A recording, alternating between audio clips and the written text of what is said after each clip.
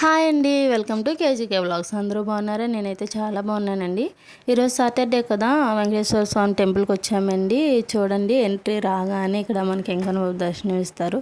గుడి అయితే చాలా ఫేమస్ కూడా అండి. కాళ్ళకూరు వెంకన్న బాబు గుడి అంటారు కదండి. అసలు ఈరోజు క్రౌడ్ చాలామంది ఉన్నారండి. ఇంకా మేము వెళ్ళి బాబుకి నాన్నకి మొక్కుంటే ఇంకా టికెట్ తీసుకున్నామండి గుండ్లకి. ఇంకా వెళ్ళిపోయి మొక్కు తీర్చుకోవడానికి వెళ్ళిపోయాము. ఇంకా ఆయన చాలా ఫాస్ట్గా తీశారండి. మా బాబుకి చాలా నాట్లు పడిపోయినాయి. ఇది మాకు చాలా ఇష్టమైన గుడి, అంటే మాకు ఎక్కువగా వెళ్ళిన గుడి అని నేను చెప్పుకోవచ్చు. ఇంచుమించు ఒక 100 times వెళ్ళుంటానేమో ఈ గుడికి.